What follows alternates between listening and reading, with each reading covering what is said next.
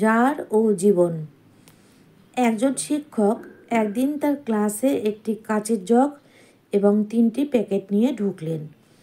প্যাকেটে কী ছিল দেখা যাচ্ছে না। শিক্ষক প্রথম জগটি টেবিলের উপর রেখে তাতে পাথরের টুকরো ভরা শুরু করলেন এবং জগটির গলা পর্যন্ত ভরে ফেললেন। তখন ছাত্রদের জিজ্ঞাসা করলেন, জগটি কি ভরে গেছে? সবাই একত্রে উত্তর দিল, হ্যাঁ স্যার, ভরে গেছে। তখন শিক্ষক বললেন, অপেক্ষা করো। তিনি দ্বিতীয় প্যাকেটটি থেকে ছোট ছোট নুড়ি পাথর বের করলেন এবং ঢালতে শুরু করলেন এবং উপচে পড়া পর্যন্ত ভরতে থাকলেন। নুড়িগুলো বড় পাথরের ফাঁকাগুলোতে গিয়ে জায়গা দখল করে নিল। তিনি বললেন, এখন বলো তো, জগটি পুরোটি ভরেছে? তখন ছাত্ররা বলল, জি স্যার, এবার পুরোটি ভরেছে। শিক্ষক এবারও বললেন, অপেক্ষা করো। তখন তিনি তার আরেকটি প্যাকেট থেকে বালি বের করে জগটিতে বালি ঢালতে শুরু করলেন।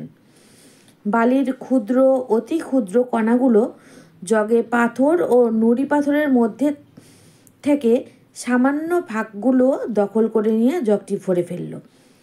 এবার শিক্ষক নিজেই বললেন, এবার জগটি সম্পূর্ণ ভরেছে।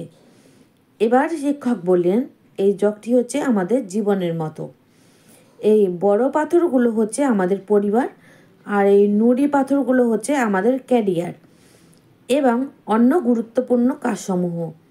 এবং সবশেষের ক্ষুদ্র বালিকণা হচ্ছে ইগো, রাগ, ঝগড়া এর মতো ক্ষতিকর অপ্রয়োজনীয় জিনিস।